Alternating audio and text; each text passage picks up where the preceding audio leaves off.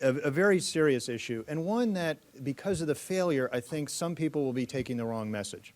I think some people are going to be focusing on the failed part of the phrase instead of missile launch, which I think is the more appropriate one. And we can't continue to rely on the ineptitude of the North Korean military for our own defense. So just the basics is last night during a pre-announced launch window, they launched a satellite/missile. What North Korea had done was taken great cares, including inviting in foreign journalists, to depict it as a satellite launch. And their story was that this is a peaceful civilian program. It's a satellite launch. It's allowed for under the Outer Space Treaty. How can you not go along with this? And also during the February 29th Leap Day agreement, the word satellite does not appear. So how can you even think of any kind of sanctions? The reality, of course, is that regardless of what's on the tip of the vehicle, it is a violation of UN Security Council resolutions. Clearly, in the last one, where we yet again tried to close a loophole, but it precluded any launch using ballistic missile technology. And certainly the people in this room know that if you can put a satellite into space, you can put a warhead anywhere on the face of the Earth. And that the whole thing really is a cover to gain information for furthering their ongoing long-range missile. So the U.S. can and should take the issue before the UN Security Council in conjunction with our allies. Just because, if you have a botched bank robbery attempt, it doesn't mean you don't go after the perpetrator. It's still a violation. You still have to try to punish it. And what some people will also argue is that sanctions aren't working.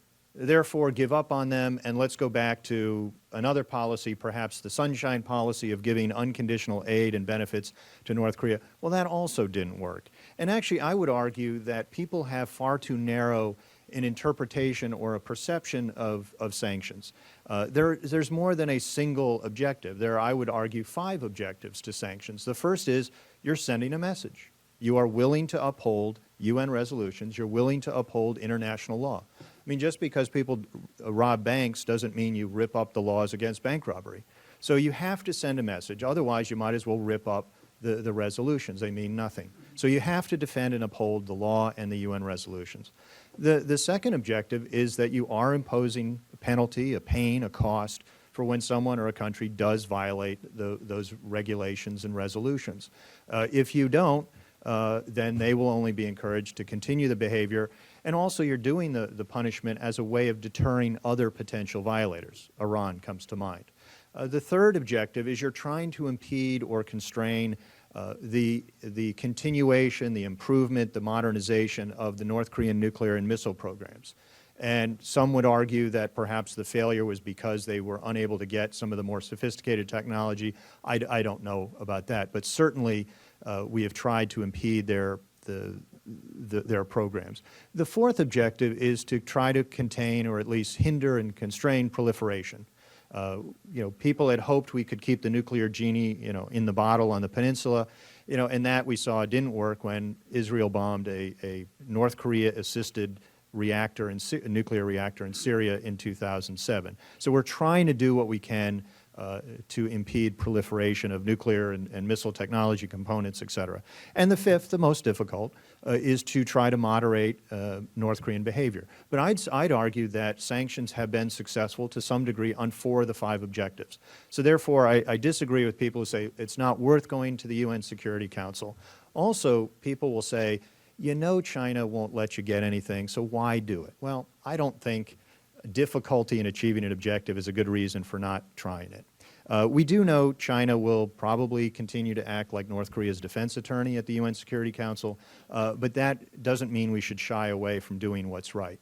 And as we go to the Security Council, the question basically will be which China shows up.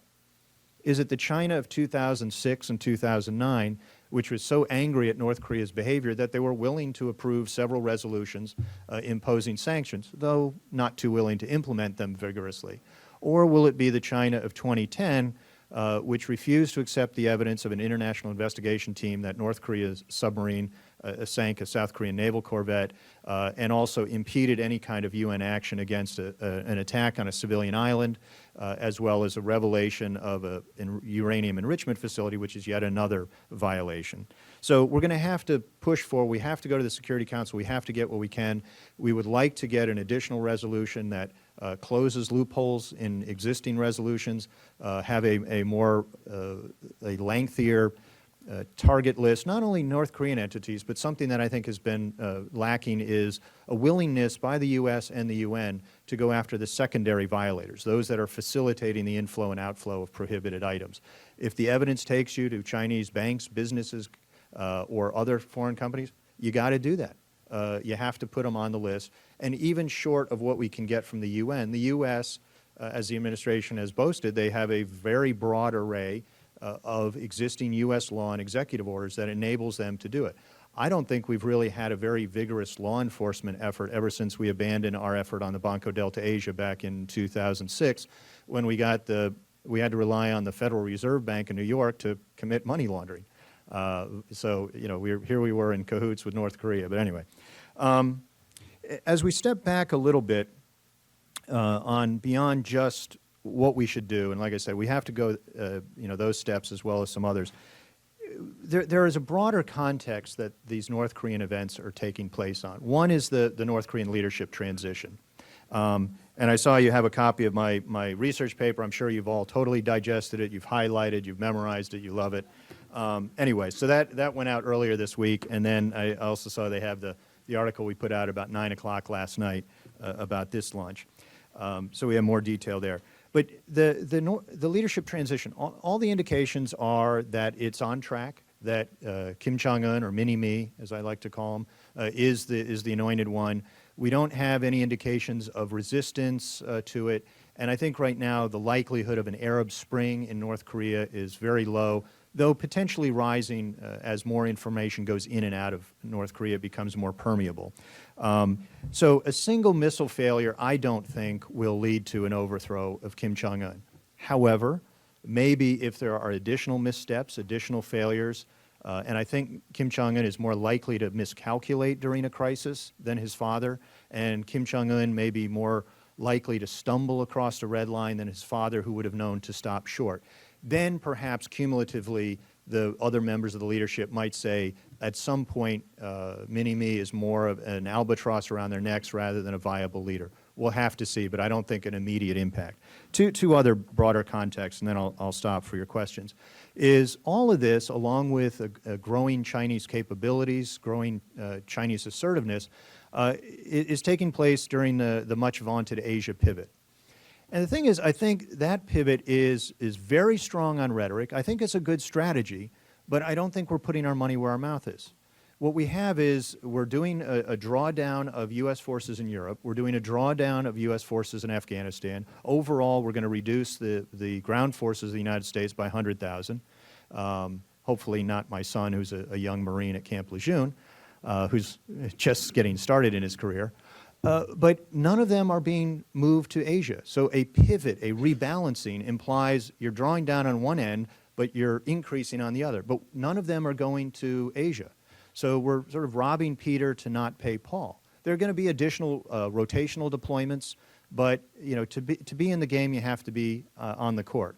So I think we're strong on rhetoric, but we're not really delivering on that rhetoric. And secondly is the defense cuts. Right now, you know, we already had $300 billion in cuts or deferments of major weapons programs. Then we had the $486 billion of the current defense cuts. And then we have an additional, you know, Damocles sword hanging over us of $500 billion in cuts if sequestration happens. And all of the service chiefs and even the SecDef have said, almost like, we can't even plan for that. It would just be so catastrophic that we would not be able to fulfill each of the service's obligations and commitments. And then obviously overall that means we call into question the U.S. ability to fulfill its treaty obligations to key allies and really to maintain U.S. and defend U.S. interests in Asia. So at a time of growing threats, of growing concerns, my concern is that we're drawing down on our ability to respond to those threats. So on that less than optimistic view, I'll conclude and I look forward to your questions. Bruce, thank you very much. Could I just ask you to drill down for a moment? You said something I'm not sure I understood, and I'd like you to elaborate, if you would, on it. But more generally, the point that's been made a number of times since all of this started up again was that the Banco Delta Asia sanctions really did bite and did get their attention, and we stopped them for the worst of political reasons. Would you describe, if you could, why they were so effective, and your comment about the Federal Reserve Bank? Right. The Banco Delta Asia was a bank in Macau that had been designated by the U.S. Treasury as a bank of concern, or some such phrase, and that we thought that some of the accounts in it were facilitating North Korean illegal activities, money laundering for their illicit activities. They're involved in counterfeiting not only U.S. $100 bills, but other currencies of Asian nations around them, illegal drugs. The government itself is involved in morphine, methamphetamine, ice, et cetera, counterfeit pharmaceuticals, et cetera. So this money was going through, and the U.S. government identified several accounts in this bank, Banco Delta Asia. The U.S. didn't itself seize or freeze those accounts. We couldn't do that, but we got Macau to do that by identifying them as an area of concern. Now, people would say, well, it was only about $22 million. I mean, how important is that? Well, there is a couple of things that are important. One, I mean, that's like arresting, the bag man for Al Capone and saying, well, he only had a couple thousand in his pockets that day. Well, it's the conduit. It's not just what's in the coffers that day. It's you're taking out one of their principal sources of laundering their money or illegal transactions. So having identified it, it had clearly an impact on North Korea. It clearly was important to them because they sort of undermined the six-party talks, so they refused to come back to the six-party talks until they got their money. And again, it's not just the 22 million. Think of the throughput on an annual or a longer basis. The thing about Banco Delta Asia that made it effective was there are actually several parts of the strategy. One is the very formal Treasury Department statement, which, like sanctions, is we're taking a stand. We will defend U.S. law. That's a good thing to do. It sends a signal. The other thing is, at the same time, there were a series of meetings. The U.S. officials went throughout Asia and met with banks and companies with private meetings. Sort of a nice place you got here. Shame if it should break. Did you know under Section 311 of the U.S. Patriot Act, if you are found to be complicit, even unknowingly, you face seizure of all your U.S.-based assets and being labeled a pariah in the international community by the U.S., and if we label you that, no one's going to deal with you. U.S. officials met with Bank of China, had just no threats, no putting them on a list. Shortly thereafter, Bank of China, whether they knew anything was going on or not, did a cost-benefit analysis and okay, North Korean economic market, access to U.S. market, $6 billion in U.S.-based assets for Bank of China, I've heard. It's a slam dunk. Well, that's not a good phrase for an intel official to use, but it was so there were a number of banks throughout Asia or companies that stopped dealing with North Korea. So it had a lot of ramification and impact. In order to get North Korea back to the table, we capitulated to them and said, okay, we'll get your money back to you. And then no one would do it because it's illegal. It would be facilitating illegal transfer of illicit activity. We eventually had to get the Federal Reserve Bank of New York, and my understanding was because it's immune from U.S. laws or something like that. So they were actually, I think it went from maybe BDA to Bank of New York to, I think, a Russian bank in order to finally get to North Korea. So, and we also saw how well the six-party talks continued after that. Good, thank you. Questions for Bruce? Yeah. I don't know how much knowledge you have on ballistic missile testing, but my understanding is that... We're going to be doing that in the next segment. You want to hold that thought? Because Hank Cooper's going to talk about the ballistic missile component piece. Well, I was talking in reference to the North Korean satellite launch. Is that... Well, just know that we'll be talking about that in greater detail, I think, in a moment. But I'm the poli-sci major. Feel free to ask it, and the appropriate person will answer it. I may duck it. All right, well, I'll ask a different question then. As far as the transition in China goes, We're seeing a whole new crop of leadership come in, and there's kind of two schools of thought on this, which is one, that these are new players. They're going to be more open to the West. They want to trade with us, et cetera, et cetera. And therein, you would assume that they would be more willing to play ball in North Korea. And then the other school of thought is, well, wait a second, they're going to be very careful in their initial moves, trying to solidify the new party around them. Can you give some perspective on which of these two schools of thought you find yourself in? I'll be more like a politician and agree with both sides of the fence. No, I think within the Chinese leadership, and we even there's a division between I'll call old school and new school or young school, and we see that even reflected in some of the debates in the government-affiliated think tanks. The sort of old school is China and North Korea, alliance forged in blood, fellow communist regime. We must defend them against any kind of threats. The younger school, which tends to still be outvoted by the older school, is these guys are a pain. They're an albatross. They're dragging us into a potential conflict. We don't want them to be doing this stuff. We have, sort of limited influence, less than many people think. We're unwilling to use what influence we have. But our future on the Korean Peninsula is with South Korea. That's where the money is. We want to increase our trade, increase our economy to grow by the 8% or so a year that they feel is necessary to absorb all the millions of new workers to prevent social instability. So, there's that debate going on. At the same time, even with the newer, younger leaders coming in, I think the overriding concern still is we don't want a crisis on our border. So let's do whatever we can, and I think it's consistent amongst leaders or members of the Chinese leadership, sort of, we don't want a crisis. So what can we do to kick the can down the road? And an analogy I've used is, North Korea is the troubled teenager with a history of, getting in trouble at school and around the neighborhood. He has an affinity for handguns. China's the father who lives just down the hall. And the U.S. is the policeman who comes knocking on the door saying, your son just got in trouble again. I want you to go down the hall and spank him. And China's sort of like, I live with the kid. I don't know what he's going to do at night to me. I think I question your evidence about that he's actually done something wrong. And can't we all just get along? And I think these so-called rules you have should be applied a little more flexibly. And I think instead you need to give him some benefits, a job, an apartment, and then he won't be acting that way. So they're willing really to do anything to keep a crisis from going. But what we're going to have to do is try to point out it's in their interest to try to constrain the behavior. Just saying, look, the more you are unwilling to squeeze them or impede them, impede the inflow and outflow, the more likely they're just going to continue to do this, and it's more likely to create the crisis on your border you don't want. Also, the more they do, the more we and our allies are going to have to do in response. Increase missile defense, more training exercises in the West Sea. Maybe Japan and South Korea will do defense programs they wouldn't have done otherwise. You don't like that, but we're going to have to do it if you don't help and get on board. So, Good. One more question.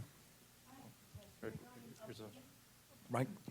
Regarding the impact of this missile launch on what is going to happen in South Korea, I understand that the South Korean elections gave the current ruling party a just narrow majority.